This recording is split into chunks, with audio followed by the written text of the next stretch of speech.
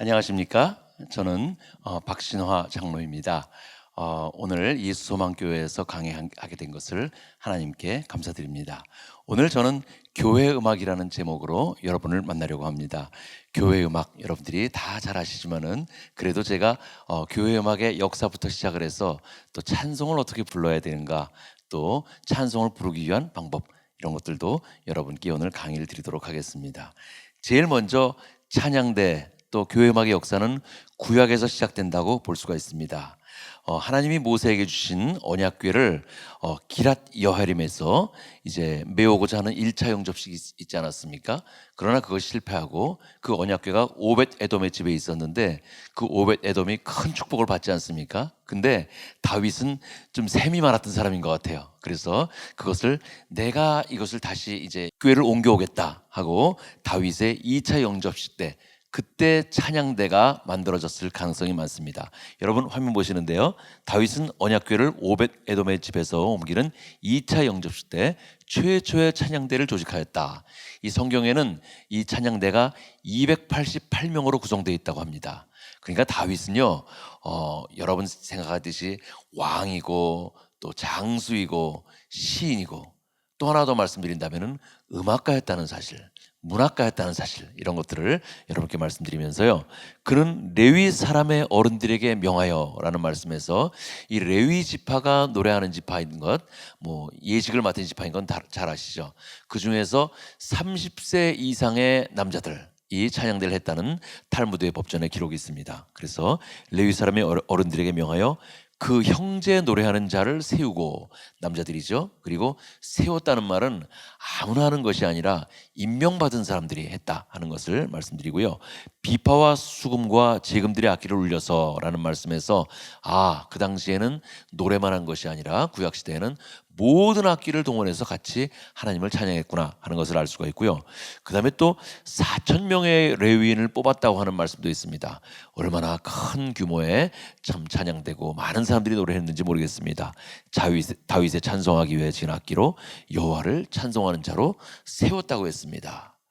참 여기서 저는 좀 놀라웠던 것이 이렇게 큰 규모의 찬양을 할 수가 있었는가. 제가 십몇 년 전에 미국 ACDA를 다녀왔었는데요. 2년에 한 번씩 열리는 미국 합창 컨퍼런스입니다. 거기가 얼마나 크냐면은 미국의 합창 지휘자들이 모이는데 몇 명이 모이냐면요, 미국 지휘자만 5,000명에서 10,000명이 모입니다. 그런데 그때는 특히 뉴욕에서 열려서 그런지 미국 지휘자들이 10,000명 정도가 모였어요. 근데 10,000명을 한 번에 수용할 수가 없잖아요. 무슨 뭐 큰 체육관에서 할 수도 없고, 왜냐하면 음악회를 해야 되니까.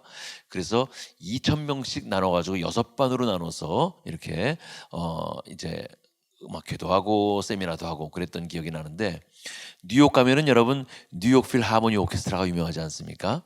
그 뉴욕 필하모니 오케스트라가 그 지휘자들을 위해서 연주를 해줬어요. 그 이제 링컨 센터에서. 그러면 몇 번을 해야 돼요? 6반이니까 6번을 연주를 해야 되는 거예요. 굉장히 많이 연주를 한 거죠. 저도 이제 목요일 저녁인가 그날 이제 앉아서 음악회를 들었는데, 그때 연주한 곡이 베를리오즈의 레퀴엠이었었는데요. 여러분 베를리오즈 그러면 낭만파 시대의 환상교향곡으로도 유명하고 대규모의 곡을 작곡하는 작곡가입니다. 그리고 레퀴엠을 연주했는데 그건 합창과 같이 나오는 거죠. 뭐 합창이 한 200명 정도 섰고 솔로도 있고 오케스트라도 앞에 크게 있고. 근데 이제 그 곡은 또 다른 특징이 뭐냐면은요, 이 발코니가 있지 않습니까? 2층, 3층 발코니. 이런데 이쪽 또 동쪽, 서쪽 네 군데에 그 브라스 악기들, 그러니까 뭐 트럼펫, 트럼본, 튜바 뭐 이런 악기들이 한 10개 정도씩 더 배치가 됩니다. 그러니까 원래 오케스트라, 대규모 오케스트라 말고 브라스 악기들이 또 배치가 되니까 얼마나 큰 규모로 하나님께 찬양을 드렸나 하는 것을 우리가 여러분 아마 짐작해 가실 거예요. 거기서 투밤 이름이라는 노래에서 하나님의 진노의 나팔 소리가 울려 퍼지고라는 말씀에서 큰 소리로 다 합창하는 사람들이나 악기하는 사람들이 포르테시모로 연주하면서 저는 그것을 듣는 순간 아주 전율을 느꼈었는데, 보면은요 구약 시대도 보면은 나팔 부는 제사장만 120인, 노래하는 사람은 4,000명, 이렇게 큰 규모로 하나님께 찬양을 드리고 예배를 드렸던 것을 알 수가 있습니다. 구약은 제사장들이 회중을 대신해서 하나님께 이제 동물로 희생 제사를 드리는 그런 제사 아니었습니까? 그러나 이제 신약 시대로 오면은 조금 바뀝니다. 여기 또 솔로몬이 성전을 봉헌할 당시도 조금 제가 말씀을 안 드렸는데, 노래하는 레위 사람 아삽과 헤만과 여두둔과 그 아들들과 형제들이 다 세마포를 입고 라는 말씀에서 그 노래하는 레위 사람이었죠. 그런데 아삽과 헤만과 여두둔 이 사람들은요, 어떤 사람들이냐면은 아삽은 찬양하는 사람의 우두머리였습니다. 그리고 헤만은 이제 관악기 하는 사람의 우두머리였고, 여두둔은 현악기 하는 사람이 우두머리였습니다. 그러니까 이 사람들과 아들들과 형제들이라는 말씀에서 다 음악을 하는 가족들이었구나, 음악을 하는 사람들이 하나님께 찬양을 드렸구나 하는 것을 알 수가 있고요. 다 세마포를 입고, 여러분 찬양대에서 보면 가운 입지 않습니까? 그 가운의 역사가 바로 구약으로 올라간다는 것을 이제 생각하시고요. 단 동편, 단을 중심으로 동편에 서서 재금과 비바와 수금을 잡고, 또 나팔 부는 제사장 120인이 아까 말씀드린 대로 나팔 부는 사람만 120인, 이거 얼마나 큰 규모로 하나님께 찬양 드렸습니까? 그런데 나팔 부는 자와 노래하는 자가 일제히 소리를 발하여 여호와를 찬송하며 감사하는데 이는 여호와의 영광이 하나님 전에 가득함이었더라 라는 말씀에서 얼마나 크게 하나님께 영광 돌렸나 하는 것을 알 수 있습니다. 그리고 이제 신약시대로 가겠습니다. 신약시대는 누가복음 1장 46절로 55절이 신약시대에 있었던 노래 중에서 지금까지 불려오는 가장 유명한 노래라고 할 수가 있는데요. 여러분 마리아 있지 않습니까? 마리아는 물론 하나님의 계시를 받습니다. 이제 자기가 처녀의 몸이지만은 아이를 잉태한다는 계시를 받았는데, 그러나 정말로 자기의 배가 점점 불러지고, 또 남편 요셉은 아직 동침하지 않은 상태인데 남편의 의심이 가장 또 걱정스럽고, 그런데 배가 불러지니까 누구를 찾아갑니까? 친척인 엘리사벳을 찾아갑니다. 엘리사벳은 이미 만삭이 된 상태였었죠. 누구의 어머니? 세례 요한의 어머니였습니다. 그래서 마리아가 자기의 고민을 털어놨을 때, 내 주의 어머니가 나한테 와서 이렇게 말을 하는 것은 웬일이냐, 그녀에게 그대에게 진정 복이 있도다 라고 말씀하셨을 때, 마리아가 너무 기뻐서 그렇지, 하나님이 나에게 이렇게 큰 은혜를 주셨는데 내가 왜 그걸 깨닫지 못했나 하면서 부른 노래가 바로 누가복음 1장 46절 55절, 내 영혼이 주를 찬양하며 내 마음이 하나님 내 구주를 기뻐하였으면 그의 여정에 비천함을 돌아보셨습니다. 이렇게 시작되는데요. 이 절들을 가지고 많은 작곡가들이 작곡을 했는데, 그 작곡의 이름이 마그니피카트입니다. 여러분 마그니피카트라는 거 들어보셨죠? 바하의 마그니피카트도 있고 핸델도 있고 여러 작곡가들이 마그니피카트라는 곡을 적었는데요. 왜냐하면 이제 가사 첫 줄, 요게 이제 요게 곡의 제목입니다. 우리도 찬송가 부르면 복의 근원 강림하사 부르면 복의 근원 강림하사가 제목 아닙니까? 그래서 요 마그니피카트가 가장 유명한 신약 시대의 음악이라고 할 수가 있고요. 누가복음 1장 68절로 79절은요 제사장 사가랴의 노래입니다. 사가랴는 세례 요한의 아버지죠.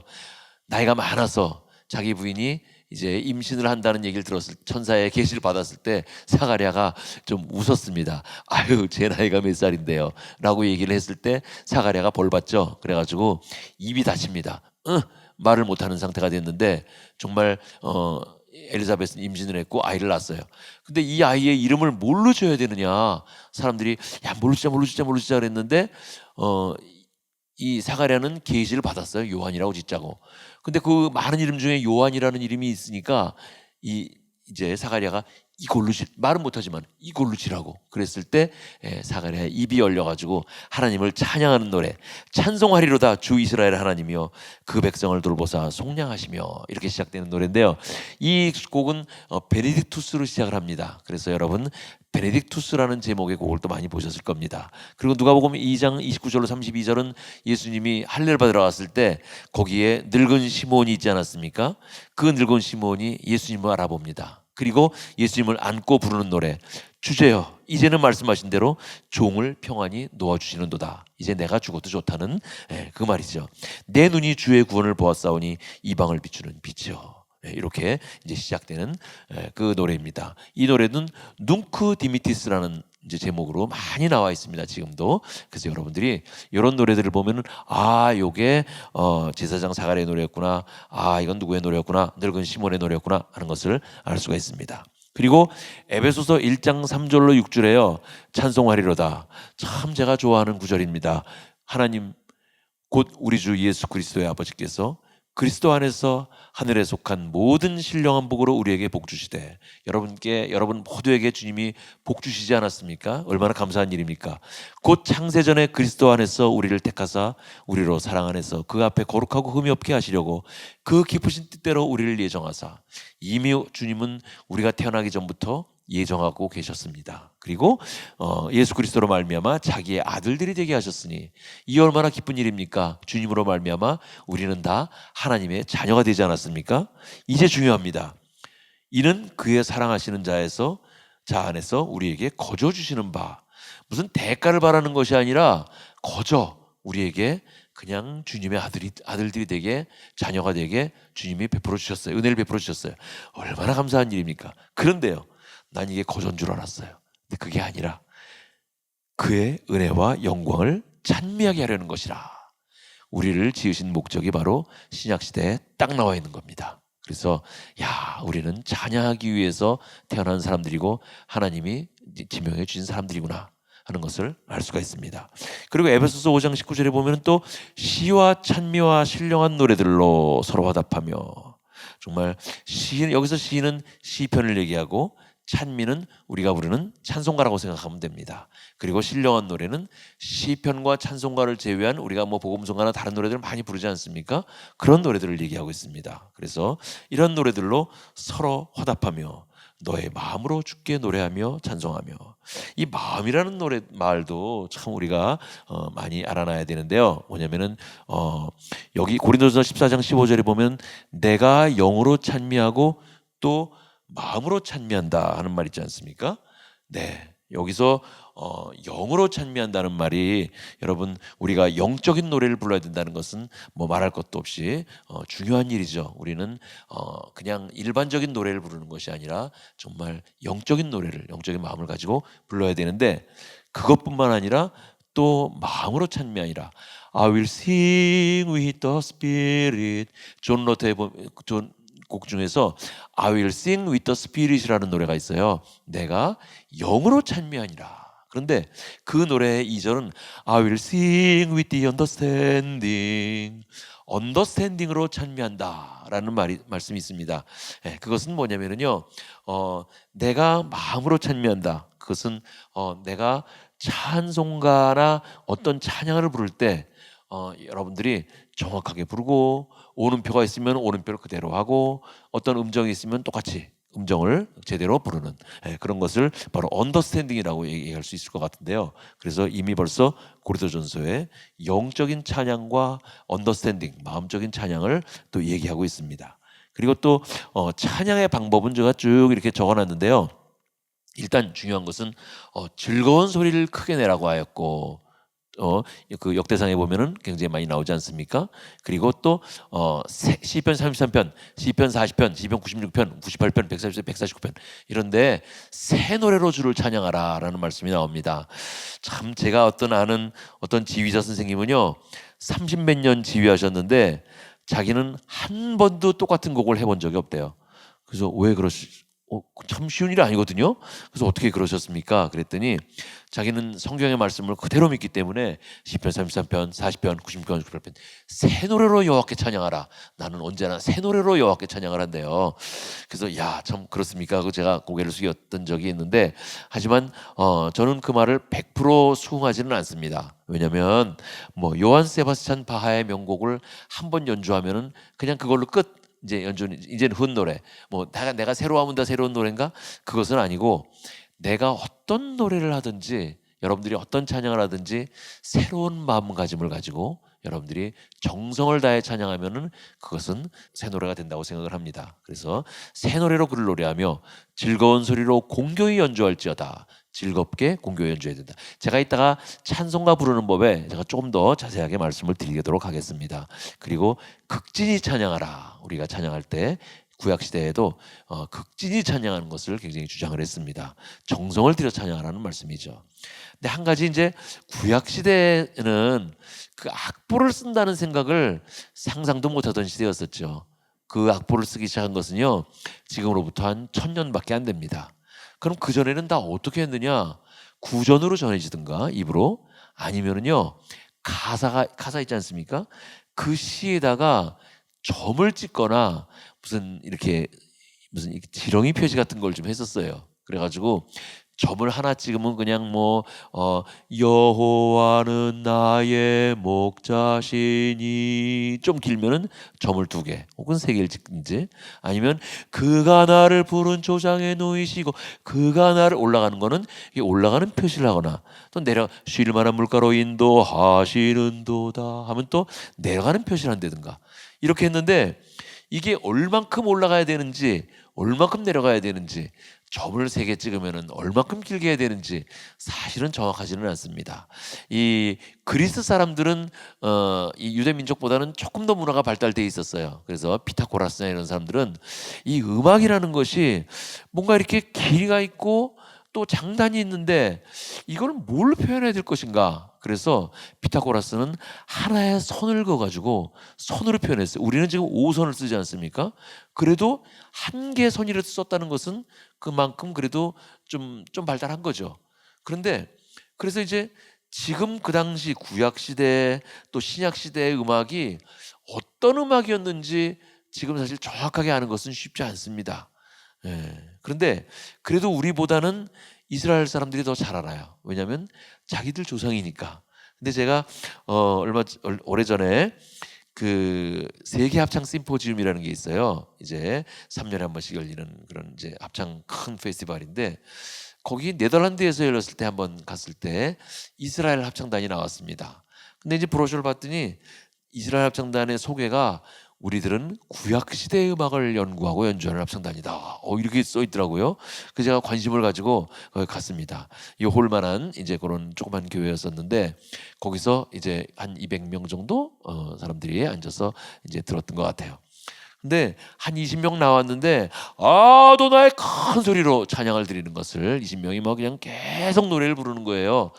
근데 그렇지, 그 당시에는 다 야외에서 주로 이루어졌으니까 큰 소리로 이루어질 수밖에 없구나 하는 것을 느꼈는데, 언제 박수를 쳐야 될지 모르겠는 거예요. 약간 쉬긴 쉬는데 한 40분 가량을 계속 하는데 박수를 안 쳐요, 중간에 사람들이. 나도 언제 쳐야 될지 모르겠어요. 그래가지고 쭉 갔는데 제 옆에 미국 사람이 있었는데 그 사람들 저를 이렇게 보더니 뭔가 굉장히 다르다고 이렇게 얘기를 했었는데, 그게 이제 지금과 다르지만은, 여러분 혹시 그 그레고리안 성가라는 거, 키리에 엘레이손, 그런 이제 그레고리안 성가 있잖아요. 반젤링과 글로리오시, 그거 들어보셨죠? 어디 무슨 영화 같은 데서 영화의 한 장면에 나오기도 하고, 여러분들이 무슨 CD나 이런 걸 통해서 또 그레고리안 성가를 좋아하시는 분들은 또 좋아하실지도 모르겠습니다. 그 이제 기독교가 공인이 되고 나서 313년에, 근데 이제 공인이 되기 전에도 이 기독교인들은 계속 지하에서 예배를 드리고 찬송을 불렀어요. 참 대단한 거죠. 그렇게 한 세대도 아니고 정말 한 10세대 이상 될 때까지. 그러고 나서 공인이 됐는데,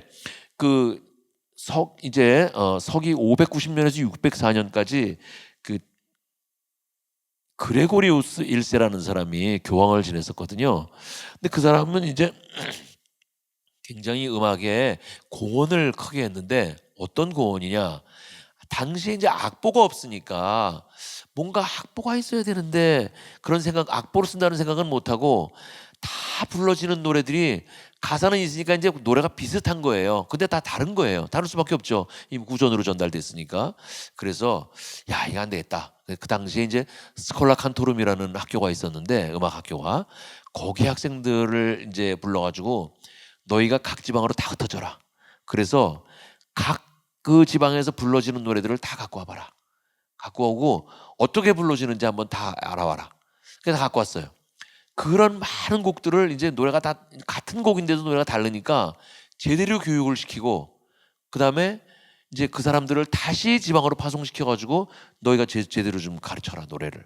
그러니까 곡을 모으는 것도 크게 공헌을 하고 그다음에 모인 곡을 제대로 연습시켜서 가르치는 것도 공헌을 하고 그래서 그 사람이 있을 때 불렀던 노래를 그레고리우스 1세의 이름을 따서 그레고리안 성가라고 부르는 거예요. 이제 아시겠죠, 여러분? 그러면 그레고리안 성가는 제가 여기다가 정의를 해놨는데요. 그레고리안 챈트는 라틴어 가사를 무반주로 남성이 부르는 단선 선율로서 가사가 그 당시에는 이제 라틴어로 불렀습니다. 그리고 그 당시에 이 신약 시대 이후로 오면은요 무반주로 노래를 부릅니다. 왜냐면은요 아까 구약 시대에는 모든 악기를 같이 연주했었잖아요. 신약 시대에는 그 악기들이 하나님을 찬송하는 악기였는데 우상을 숭배하는 또 악기로 또 변질이 막 되고 그랬었어요. 그래서 악기는 다 교회에서 제외한다. 그런 시대가 있었어요. 그래서 무반주로 부르던 남성이 부르는 단선 선율로서 이제 2부 합창, 3부 합창, 4부 합창이 아니었어요. 그 당시는요. 그리고 선법으로 되어 있다. 우리는 도레미파솔라시도 라시도 레미파솔라 뭐 장조와 단조로 얘기를 하지만은 그 당시에는요 선법이라 그래가지고 여러분 혹시 들어보셨는지 모르겠어요. 도리안, 프리지안, 뭐 믹솔리디안, 뭐 리디안 뭐 이런 것들인데요. 레미파솔라시도레. 그래서 아까 제가 챈트 불렀을 때 이게 뭔가 장조 같기도 하고 단조 같기도 한데 뭔가 좀 묘한 느낌. 그것이 바로 이제 선법입니다. 선법으로 되어 있고 이 곡들은 우리 신앙의 종교적 감정의 가장 완벽한 표현이라고 저는 얘기합니다. 제가 이 그레고리안 성가를 이렇게 강조하는 이유는요. 그레고리 성가가 그 당시에 중세시대 때 부르고 끝났다. 그게 아니고요. 지금까지도 많이 불려지고 있는데 어떻게 불려지느냐? 우리 찬송가에도 불려지지만 많은 곡들의 모티브로서 지금도 연주가 되고 또 이용이 되고 있습니다. 예를 하나만 들어볼까요? 고도소서 임마누엘 오구하소서 이스라엘 이렇게 부르잖아요. 근데 이걸 4분의 4박자 박자 맞춰가지고 고도소서 임마누엘 얼마나 재미없어요. 그게 아니고 이거 원래 챈트거든요. 고도소서 임마누엘 오구하소서 이렇게 그레고리안 챈트가 지금 우리 찬송가에도 있다는 건 말씀을 여러분께 드리고요. 그다음에 이제 그것이 이제 발전해 가지고 이제 오르가눔 모테트 코랄 시편가에 때 뭐 이런 걸로 변했는데 저는 여기서 그냥 오늘 시간이 없어서 오르가눔 하나만 말씀드릴게요. 뭐냐면은요. 여러분 그 구역 예배 이렇게 드리시거나 그러잖아요.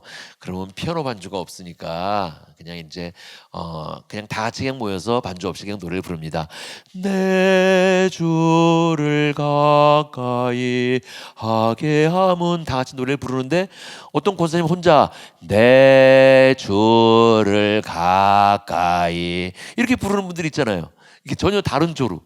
또 어떤 분들은요 또 전능왕 오셔서 노래 예배 시간에 부르는데 어떤 또 남자분은 또 전능왕 오셔서 한 옥타브 낮춰가지고 쭉 부르시는 분들도 계시고 그런 거 들으셨잖아요. 근데 이 사람들은 거기서 착안을 했어요. 내 주를 가까이 부르니까 뭔가 특이한 거예요. 이게 뭔가 묘하네. 그리고 또 이게 이제 5도로 가는 거거든요. 아니면 또 4도, 8도로 가고. 그러니까 이게 뭔가 특이한 느낌이 드네. 그래서 화음이 생겨난 거예요. 거기서. 옛날에는요. 여러분 혹시 음악 시간에 배웠는지 모르지만 완전 음정은 1도, 4도, 5도, 8도 뭐 그런 거 배우셨죠? 거기에 이제 완전하다 그래서 그것은 옛날에는 그게 협화음이었어요.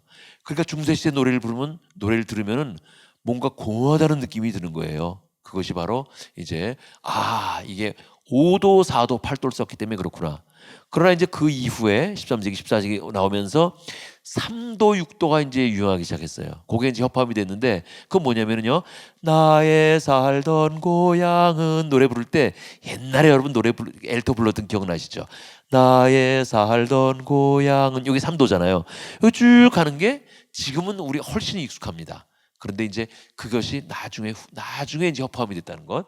근데 오르가눔으로 이렇게 가다 보니까 이제 그 사람들이 이제 음악이 뭐 내 주를 가까이 노래를 부르다 보니까 이게 묘한 감정, 느끼게 되고, 여러분 혹시 차임 같은 거 들으시죠? 차임 들으면 이렇게 계속 그렇게 5도 간격으로 나오는데, 그걸 들으면서 그것이 바로 이제 그 이름을 오르가눔이라고 붙인 거예요.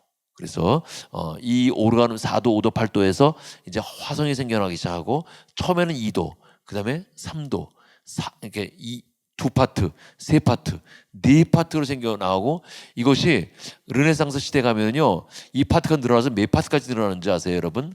그 토마스 탈리스의 곡 중에 스페민 알리움이라는 곡에는요, 몇 성부냐면요, 40성부.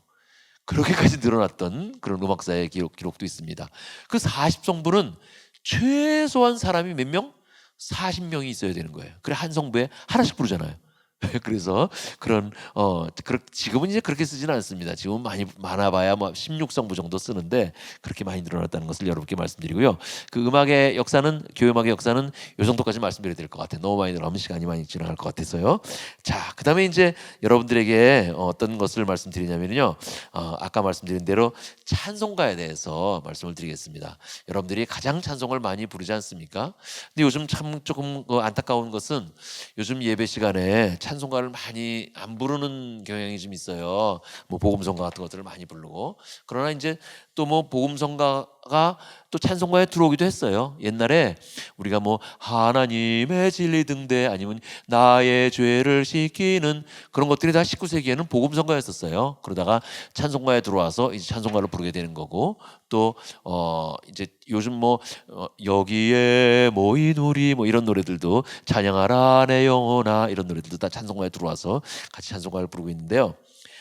제가 미국에 있을 때 저는 이제 미국 세인앤드류 장로교회라는 데서 5년 동안 이제 그 교회음악 지도자로 이제 찬양대 지휘도 하고 핸드웰도 지휘하고, 그러면서 이제 거기 있었습니다. 이제 학생으로서 있었던 거죠. 근데 이제 그 우리 교회에 우리 목사님이 어떤 분을 이렇게 초대를 하셨는데, 제가 그냥 서적에서만 보던, 뭐 악보로만 보던 오스틴 러블레이스라는 교회 음악에 아주 유명한 사람이 있거든요. 작곡도 많이 하시고, 그분이 오신다는 거예요. 그래가지고, 야, 목사님 어떻게 그런 분을 어떻게 알고 섭외를 하셨나? 그 오스틴 러블레이스가 와가지고 이제 세미나를 했습니다. 그런데 찬양대만을 위한 세미나가 아니라 그냥 전 교인을 모아놓고 이제 세미나를 했어요.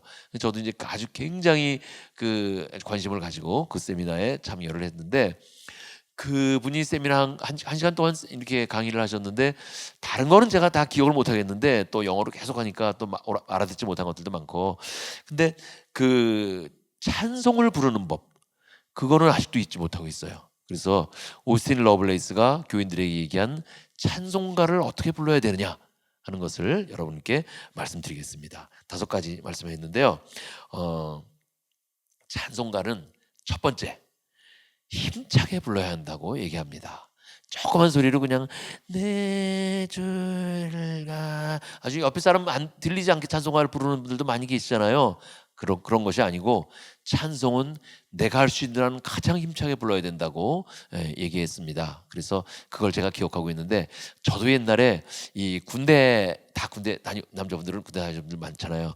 그 논산훈련소에서 정말 그 군인들 그렇게 어렵게 훈련받고 주일날 교회 가가지고 찬송을 하는데, 정말 저도 그렇게 내 인생에 그렇게 힘차게 찬송을 불렀던 적이 있을까 할 정도로 크게 정말 목소리가 다 터지도록 정말 찬송을 불렀던 기억이 나는데, 그때 큰 은혜가 됐었던 것 같아요. 그래서 첫 번째는 찬송은 힘차게 불러야 한다 하는 것을 첫 번째로 말씀드리고요.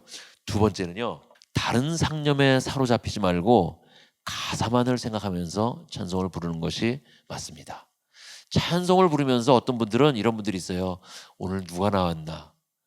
죄짐 맡은 우리 구주. 조 장로님 오늘 나오셨구나. 사모님 오늘 안 나오셨네. 어찌 좋은 친구지. 이런 다른 상념에 사로잡히지 말고 가사만을 생각하면서 찬송을 부르셔야 됩니다. 그렇죠, 여러분? 제가 부끄러운 저의 과거 하나만 말씀드리면요, 저는 그 옛날에 조금 이렇게 지방에 한 3개월 동안 이렇게 내려가 있을 때가 있었어요. 그래서 이제 3개월 저희 삼촌이 있는 곳에 갔는데 거기는 어디냐면은 강원도 홍천군 서면 팔봉리라는 팔봉교회라는 데였어요. 거길 갔는데 요즘은 거기가 그 뭐 스키장이 생겨가지고 길이 너무너무 좋아졌어요. 그래서 빨리빨리 갈 수 있는데 옛날에는 거기 들어가려면은 차가 하루에 2대밖에 없었어요. 버스가 2번밖에 없는데 좀 비가 오면은 거기 개울에 물이 차면은 버스가 못 다닙니다. 뭐 그런 이제 완전 시골이었었죠. 근데 그 안에도 교회가 있었어요.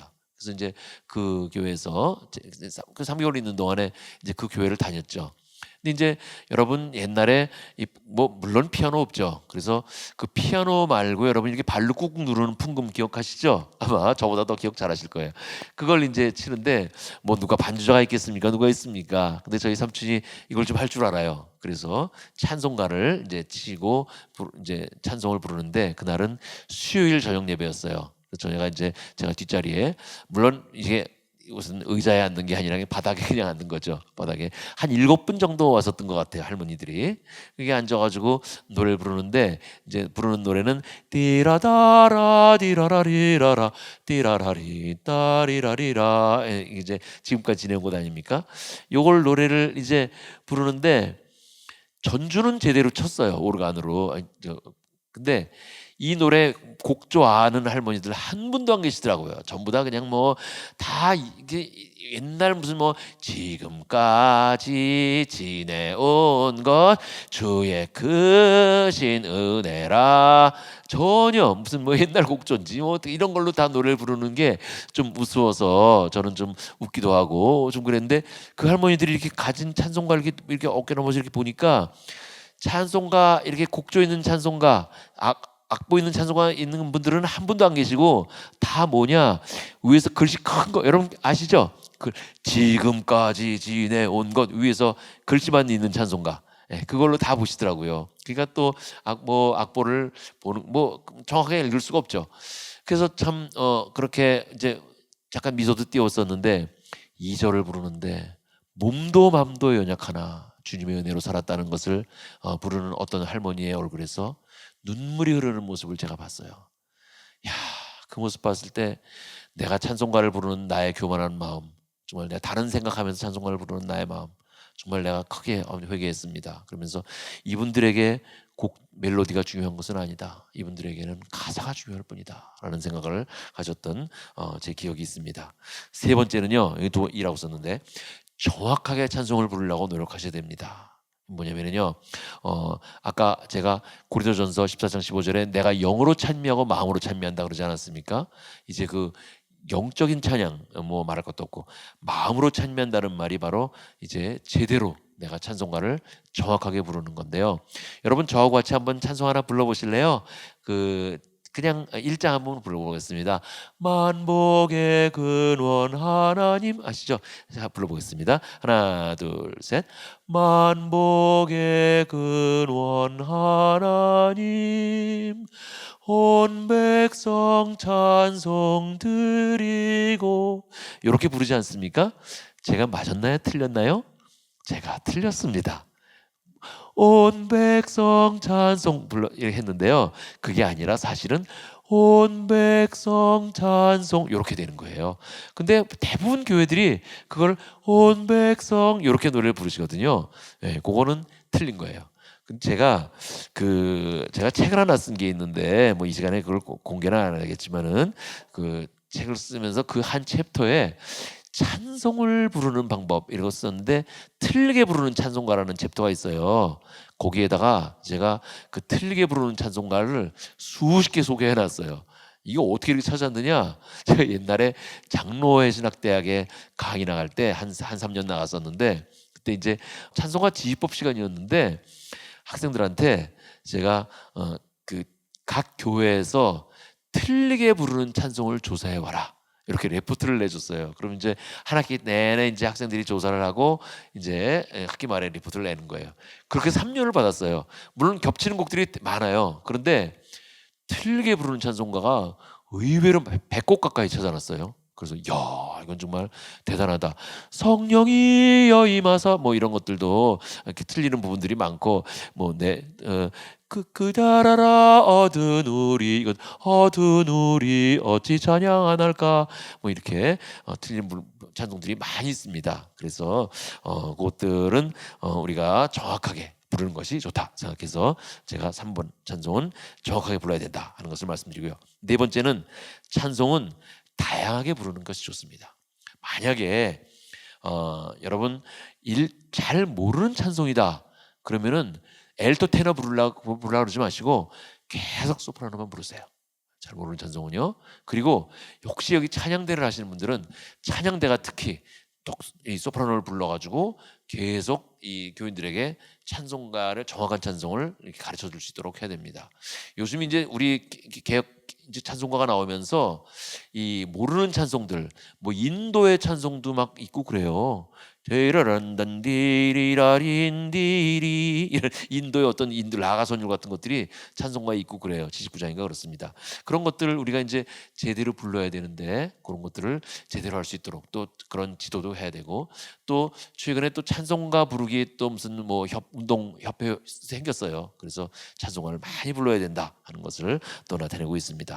어쨌든 여러분 다양하게 부르시고 혹시 만약에 4절 정도 되시면은 잘하는 찬송이 그러면은 4부로 부르면서 아름다운 하모니로 하나님께 찬양을 영광 돌리는 것도 참 좋다고 생각이 됩니다. 근데 어떤 경우에는요 오르가니스트가 이 프리 어컴패니먼트라 그러는데요 약간 그 반주를 아주 화려하게 하는 경우가 있어요. 딱 들으면 아세요. 그러면 그럴 때는 절대 파트를 부르시면 안 됩니다. 그때는 그냥 멜로디만 불러주는 게 이제 같이 멋있는 찬양을 하는 거예요. 저희 교회에서도 어떤 분들이 우리 교회 오르가니스트는 뭐 이상하게 화음을 써가지고 내가 베이스 부르면 안 맞아, 내가 테너 부르면 안 맞아 하시는 분들이 있는데 그때마다 제가 말씀드려요. 그럴 때는 꼭 소프라노를 하셔야 됩니다. 그렇게 해서 왜냐하면 화음이 달라지거든요. 그래서 프리 어컴패니먼트 나올 때는 또 이렇게 멋있게 그러니까 교인들은 다 멜로디를 부르고 이 오르간은 좀 멋있는 화음을 또 이렇게 연출해내는 그런 것들을 볼 수 있습니다. 그 다음에 5번째 찬송의 내용과 배경을 알고 부르면은 훨씬 더 은혜롭게 찬송을 부를 수 있습니다.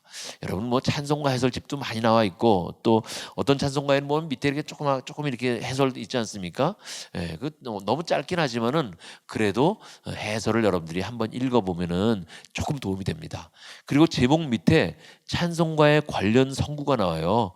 그 성구를 한번 이렇게 읽어보고 찬송가를 부르면은요 또 은혜가 더 됩니다. 그런 것들을 생각하시면서 찬송가를 하면은 훨씬 여러분들이 좋은 또 하나님께 크게 영광 돌리는 그런 찬양을 할 수가 있는데요. 제가 그런 예를 다 이렇게 들어드릴 수는 없는데 오늘 하나만 들어드리겠습니다. 내 평생에 가는 길, 내 평생에 가는 길 순탄하여 호리셔스 페폴드라는 이름이 여러분 찬송가를 보시면은요 왼쪽 상단에 있는 사람이 찬송가 작사자예요. 그렇죠? 오른쪽에는 어떻게 있냐면은 찬송가의 그 튠의 이름, 그러니까 그 곡조의 이름이 나옵니다. 뭐 네틀톤 무슨 뭐 이런 이름들이 나와요. 그러니까 이제 그 곡조의 이름이 나오고 그 다음에 8787D 뭐 아니면 11, 10, 11, 10 이런 숫자가 나와요. 그거는 운율이에요. 그러니까 이제 복의 근원 강림하사 하면은요 8787D로 되어 있을 거예요. 여러분 제 손 한번 보세요. 복의 근원 강림하사 8 찬송하게 하소서 7이잖아요. 한량없이 아비하심 증량할 게 없도다. 8787. 그 다음에 D는 뭐냐? 더블 2번 하라는 얘기죠. 그러면 요 운율에 들어가는 어떤 가사든지 여기다 집어넣어도 괜찮아요. 복의 근원 강림하사 부르잖아요. 이거를 같은 운율의 곡 복의 근원 강림하사 찬송하게 하소서 맞잖아요. 네, 그래서 요렇게 맞는 것, 요렇게 하는 것을 좀 이렇게 전문적인 용어로 콘트라팍툼이라 그러는데요. 콘트라팍툼. 근데 요렇게 콘트라팍툼으로 부르는 것이 잘못된 것이 아닙니다. 그러니까 어떤 가사든지 운율만 맞으면은 찬송을 교체해서 부를 수 있는 거예요. 그렇게 되는 찬송이 우리 찬송가에 60곡이나 있어요. 여러분들이 콘트라팍툼 생각하시면 되고요. 근데 이제 제가 내 평생에 가는 길 얘기하다가 지금 얘기가 나왔는데 어쨌든 왼쪽은 작사자, 오른쪽은 이제 그 운율이 나오고 그 밑에 작곡자 이름이 있습니다. 근데 여러분 내 평생에 가는 길 찾아보시면요 왼쪽에 호레시오 스페폴드라는 이름이 있어요. 이 사람은 19세기에 변호사이자 작시가이고 또 아주 굉장히 그 당시에 잘 나가던 사람이었는데, 여러분 시카고 화재 사건 일어난 거 아시죠?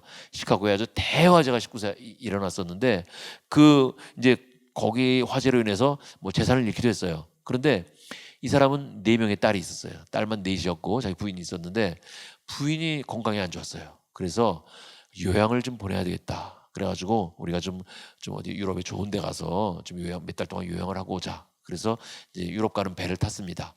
배를 타고 갔는데 스페폴드만 못 탔어요. 왜냐하면 자기 사업에 뭐 다른 바쁜 일이 생겨서, 내가 다음 배로 갈 테니까 너희들 먼저 가 있어라.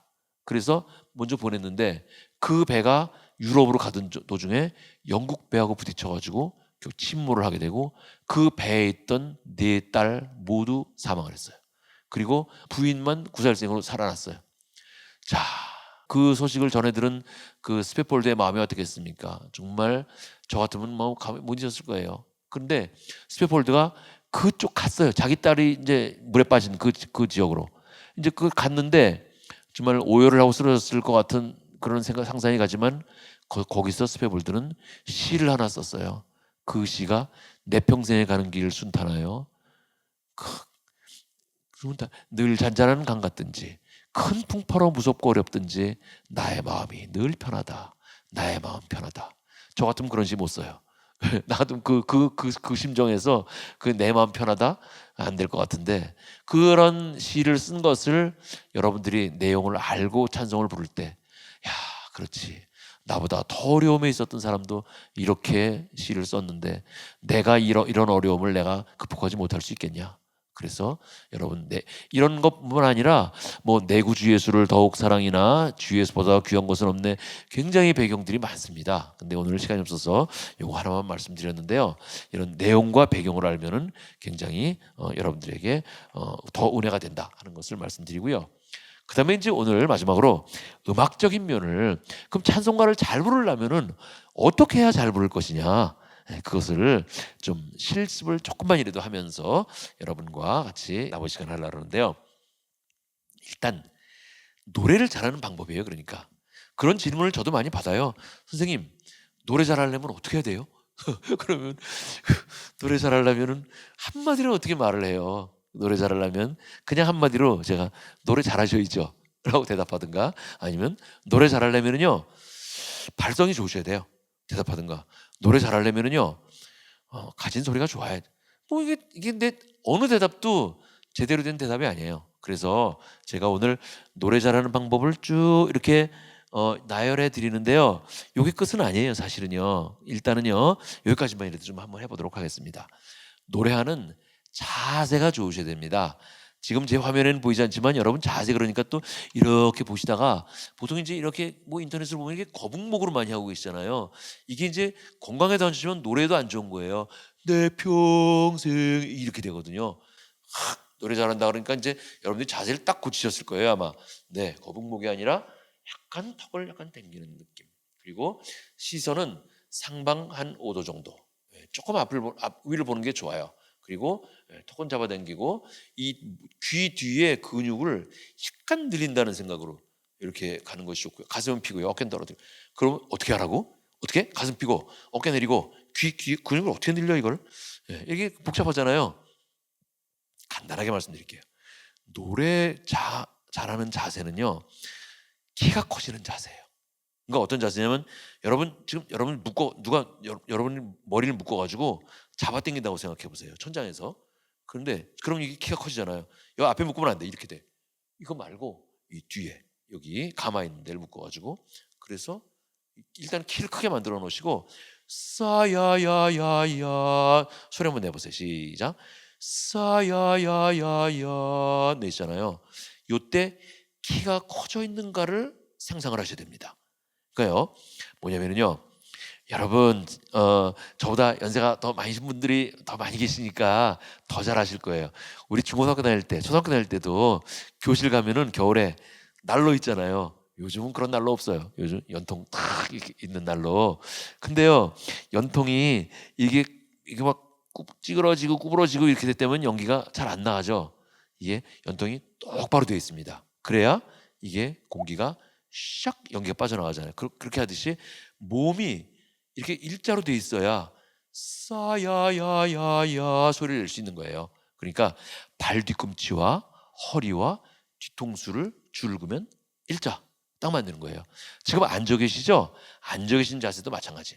이렇게 앉아 계시잖아요. 앉아서 옛날에 앉아서 앉은 키 재고 그러셨잖아요. 이상하게 초등학교 때는 또 그런 거 재면 이상하게 커 보이게 하고 싶어가지고 막 이러잖아요. 그거예요. 예. 이렇게 하니까 싸야야 요런 자세가 나오는 거예요.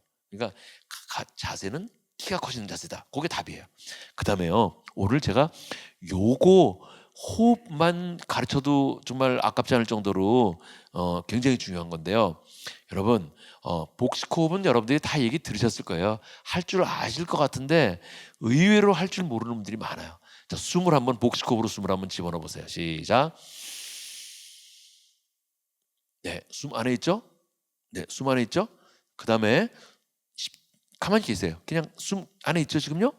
네, 있는 상태에서 숨을 뺍니다. 시작. 네, 지금 여러분 복식호흡하고 숨을 쉬었는데 대부분 어떻게 되시냐면요, 이렇게 쭉 가슴이 꺼지면서 숨이 확 빠지거든요. 요거를 흉식호흡이라고 합니다. 이제 복식호흡은 뭐냐면요, 횡격막 아래로 숨을 쉬는 거예요. 근데 횡격막이 어디 있는데? 우리 눈에는 보이지 않는데요. 꽤 커요. 여러분 그 몸에 이렇게 뭐 신체 구조 이렇게 이게 사람 이렇게 보이는 거 보면은요, 횡격막이 꽤 큰데 어떻게 생겼냐면은요, 약간 이게 보재기 같기도 하고 이렇게 천 같기도 하고 뭐 그런데 요게 평소에는 이렇게 돼 있어요. 그러니까 갈비뼈를 지탱하고 있는 어떤 그 근육이라고 생각하면 맞아요. 근데 갈비뼈가 좀 이렇게 돼 있잖아요. 그러니까 갈비뼈가 이렇게 돼 있으니까 이렇게 생겼어요. 평소에는. 요게 뭐냐면 우리 쉽게 우리가 밥을 먹을 때 밥그릇 말고 국그릇을 거꾸로 놓은 것 같이. 예, 요 안에 이렇게 횡격막이 있는 거예요. 근데 내가 흉식 호흡을 하면은 올라오는 거예요. 횡격막이. 지금 복식 호흡을 이렇게 하시는 분은 아무도 없어요. 하지만 이제 복식 호흡을 하면은요, 횡격막을 내리는 거예요. 요게 어려워요. 시작. 네, 요 상태. 요 상태를 유지하고 있는 거예요. 그러면 숨이 많이 안 들어가는데요. 그게 맞는 거예요. 숨을요 많이 쉰 다음에 너 시험을 당해 범죄치 말고 이렇게 노래하는 것이 아니라 숨은 횡격막 밑으로 쉬니까 반밖에 안 쉬는 거예요. 너 시험을 당해 범죄치 말고 쭉 노래를 불러도 숨이 다 안 빠지는 거예요. 그러니까 숨은 반만 쉬고 최소한의 숨만 내보내면서 거기에 소리를 붙여내보내는 거예요. 그게 이제 노래를 잘하는 방법이에요. 그러니까 이제 여러분 가진 목소리를, 하나님이 주신 목소리를 가장 잘 쓰려면은 첫 번째 이제 자세히 말씀드렸지만은 두 번째는요, 이 내가 호흡을 밑으로 집어넣는다. 요거예요. 한 번만 다시 해보세요. 숨 쉬고 스탑. 10초 정도 있다가 한 번에 뺍니다. 근데요, 이게 안 하다가 하시면은, 그리고 이거 전혀 몰라다가 하시는 분들은 아직도 야, 이게 잘 모르겠는데 어떻게 되는 건지 그러시는 분들 계세요. 그러면은요, 제가 더 쉬운 방법 하나만 더 말씀드리겠습니다. 이렇게 해서 몸을 옆으로 하시고요, 여기다가 손을 한번 대고, 양손을 다 대셔도 좋아요. 그 여기 지금 이 갈비뼈 밑에 물렁물렁한 부분 있죠? 예, 여기를 불러지게 숨을 한번 쉬어보세요. 근데 여기 불러지려면은 이 몸을 좀 앞으로 한 10도 넘어 굽혀보세요. 굽히고 숨 쉬어보세요. 시작. 불러지죠? 네, 그거예요. 그거. 불러진 상태 스톱. 그 다음에 가슴을 펴보세요. 가슴이 약간 땡기죠? 그게 맞는 거예요. 그게 이제 여러분들이 딱 숨을 여기다 저장해 놓은 거예요. 그러고 나서 숨을 뺍니다. 요게 복식 호흡하는 1단계. 1단계. 요걸 여러분들이 잘 하셔야 됩니다.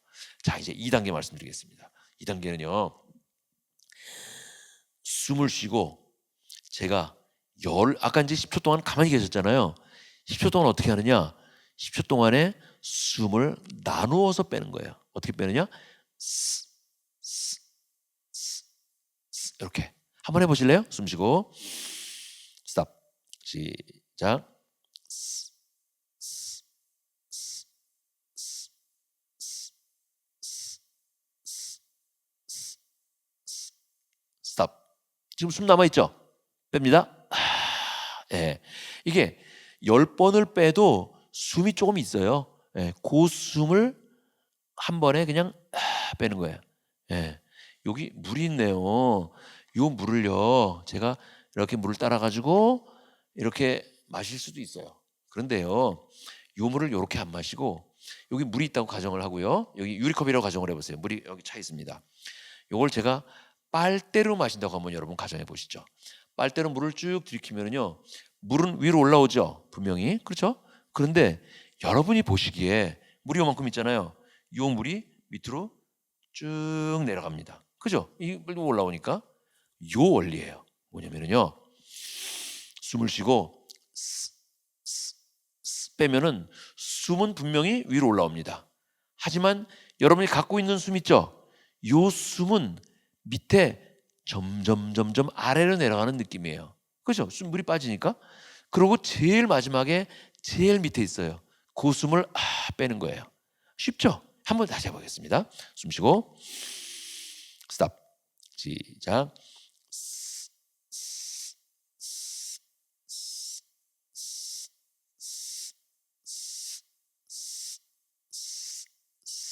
있죠?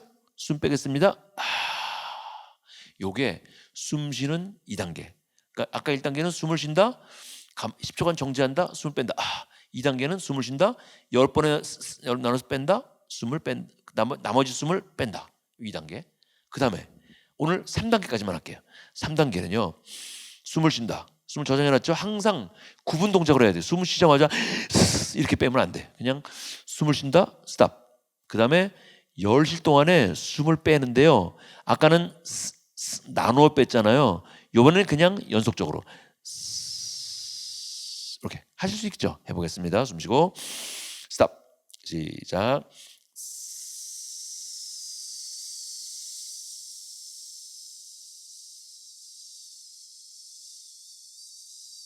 스탑. 있죠? 뺍니다. 네. 요때 주의해야 될 점이 두 가지가 있어요. 어떤 주의해야 될 점이냐? 너무 힘을 많이 주지는 마세요. 숨 쉬고 너무 힘 주면은 이런 데 힘들어가면 나중에 노래하기 힘들어요. 그래서 이렇게 되기 쉬워요. 그러니까 빼고, 두 번째, 힘을 안 줬다 그래서 이 나오는 숨의 양이 골아야 돼. 일정하지 않으면 안 돼. 이게 아니라 빼는 거예요. 마지막으로 한 번 더 하겠습니다. 숨 쉬고 스탑. 시작.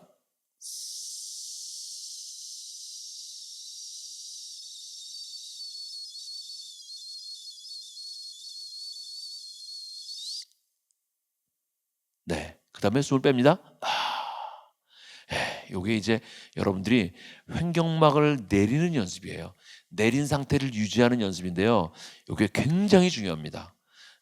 우리 교회는 헌금송을 부르는데 어떤 학생이 나오면 잘 부르는데 어떤 학생이 나오면 이상하게 노래 부를 때마다 내 하늘 가는 밝은 왜 이렇게 떨리고 왜 이렇게 음이 불안하냐 이런 거 많이 보시잖아요. 그게 이제 하늘 가는 숨이 쭉 내려와야 되는데 이 가슴이 떨리면은요. 횡격막의 힘이 다 빠져요. 여러분 실제로 노래 부르면서 이거 한번 보세요. 그럼 하늘 가 이거 떨려 이렇게 되거든요. 그래서 내리는 연습. 이걸 내리려면은 횡격막에 힘이 좀 생겨야 되는데 횡격막은 근육이에요. 그래서 여러분 그 아웃백이나 뭐 이런 데 가서 갈비뼈 이렇게 막 붙어 있는 거 먹잖아요. 그 근육이에요. 그래서 근육이기 때문에 좀 연습을 좀 해줘야 되거든요. 근육 연습을. 근데 근육 연습을 얼만큼 해야 되느냐? 하루에 많이도 하지 않고 3번만. 그러니까 숨 쉬고 10초 있다가 숨 쉬고 10번 숨 쉬고 10실 동안에 요렇게 제대로 하는데 한 2분 걸려요. 근데 요렇게 하면은 3번 하면은 1번이에요. 그게. 그러면 하루에 6분 정도 시간 낼 수 있죠. 그냥 내가 앉아서 이거 해야지라고 시간 내면은 못 해요. 그냥 뭐 전철 타고 이렇게 가시면서 정자동 할 수 있잖아요. 아니면 운전하시면서 하실 수 있고. 그러니까 언제든지 설거지하면서도 할 수 있거든요. 그래서 언제든지 내가 마음만 먹으면은 시간 내서 할 수 있어요. 그러니까 하루에 한 3번 정도 이렇게 제 생각에 한 4개월에서 6개월 정도만 하시면은 여러분 노래가 확 달라지십니다. 그건 제가 확신할 수 있습니다. 왜냐면은요. 요즘은 제가 그 과목을 안 하는데 옛날엔 제가 교향합창이라는 과목을 이제 음대생들이 아니고 이제 이제 뭐 공대 뭐 사범대 뭐 이런 이제 요즘은 이제 대학 이름도 많이 변해서 뭐 스크랜튼 대학이니 뭐 이런 데 많이 있어요. 이제 그런 이제 음악을 전공하지 않는 학생들이 듣는데 처음에 노래 다 시켜봅니다. 조금이라도. 왜냐하면 파트를 나눠야 되니까. 그럼 뭐 나의 살던 고향은 커피는 산걸 노래 부르잖아요. 아유 목소리도 조그맣기도 해라. 아유 그래 무슨 파트 해라. 다 이제 파트를 정해줍니다. 그 다음에 노래하면은 뭐 잘 안 되죠 당연히. 근데 제가 요 3가지를 시켜요. 요거 시키고 숙제를 내줍니다. 하루에 3번, 어떤 학기는 5번, 5번씩 하라고. 그리고 다음 시간에 제가 숙제 검사를 합니다. 숙제했니? 그러면 다 숙제 검사를 해요. 근데 이건 리포트를 내는 게 아니기 때문에 그냥 네 그럼 안 해도 네 그러면 그만이에요. 그렇죠. 안 했다 그러면 안 하는 거고. 그런데 정말 학생들이 거의 제가 보기에는 다 솔직하게 20% 이상은 안 했다 그럽니다. 안 했다. 그래? 안 했어? 안 했다. 그럼 마이너스 1점. 1점씩 다 깎아요. 근데 여학생들한테 마이너스 1점이면은요 엄청 큰 거예요. 여학생들은 그 점수에 굉장히 민감하거든요. 그래서 여러분 다음 시간에 꼭 숙제를 해오시고 안 하신 분들은 2배로 해오십시오. 그리고 다음 시간에 또 숙제 검사를 합니다. 그러나 제가 그 말을 덧붙입니다. 양심을 팔지는 마십시오. 왜냐하면 안 하고 했다는 그만이거든요. 그럼 아이들이 거의 다 숙제를 해옵니다. 그래도 안 하는 학생들이 몇 명 있기는 있어요. 그럼 그 다음에 또 해와요. 그래서 이제 몇 명 있다는 거는 감사한 거예요. 자기가 솔직한 거니까. 그래서 한 학기 내내 그 숙제를 하게 합니다. 그러고 나서 학기말 한 3달 반, 뭐 4달 가까이 지나서 학기말 되면은요 정말 소리가 달라지는 것을 볼 수가 있어요. 그래서 여러분 이 연습은 계속 해주면은 도와진다. 근데 이제 이렇게 계속 6개월씩 이렇게 하고 그러잖아요. 그러면 노래하는 시간은 나도 모르게 다 이렇게 이제 여러분들이 복식호흡을 하는 시간이 됩니다. 그래서 그게 복식호흡 따로 안 해도 노래할 때 다 이제 되는데 그래도 노래하기 전에 여러분 이게 세종문화회관이나 뭐 예술전당 이런 데서 성악가들 노래하기 전에 뭐 하는지 아세요? 노래하기 직전 이제 무대 나오기 직전이에요. 그때 성악가 선생님들도 뭐 이런 거 많이 해. 숨 내리는 연습을 하거든요. 그래서 찬송가 부르기 전에 숨 한번 내리는 거 이런 것도 되게 중요해요. 하늘 가는 밝은 길이 하늘 따라해보세요. 시작. 하늘 가할 때 가는 올라갈 때 내 숨이 내려간다. 그 느낌으로 시작. 하늘 가는 밝은 길이 이렇게 내 앞에 있으니 슬픈 일을만 뭐 이게 아니라 슬픈 일을만 소리가 조금 더 빛깔이 있죠. 먼 이거보다 숨이 내려가면은요 소리의 빛깔이 생겨요. 그래서 여러분들이 더 노래를 잘할 수가 있어요. 오늘 제가 목 여는 거, 릴렉세이션, 뭐 또 자음과 모음, 공명 이런 것들, 뭐 피치 포인트 이런 거 할 게 되게 많은데 못해요. 왜냐하면 시간이 벌써 다 됐네. 그래서 할 수 없이 제가 그냥 다음으로 가야 될 것 같아요. 네. 제가 오늘 결론으로 어쨌든 여러분 숙제 내준 거 그건 꼭 잊지 마세요. 하루에 몇 번? 3번. 어떻게 하느냐? 숨 쉬고 숨 쉬고 숨 쉬고 이렇게 하시고 이렇게 하시고 나서 주일날 찬송가를 한번 불러보세요. 그러면 좀 다르네? 그런 건 느끼실 거예요 아마. 소리도 조금 더 커지고 소리의 피치 포인트가 조금 더 높아질 수 있습니다. 이것만 해도 자 그렇게 하시고 오늘 제일 마지막으로는 하나님의 의도 이사야서 40장 21절. 아까 우리가 그 신약 성서를 아까 예를 들었었는데 지금은 이 백성은 내가 나를 위하여 지었나니. 여러분 잘 아시는 구절이죠? 다 외우시기 바랍니다. 나의 찬송을 부르게 하려 함이니라.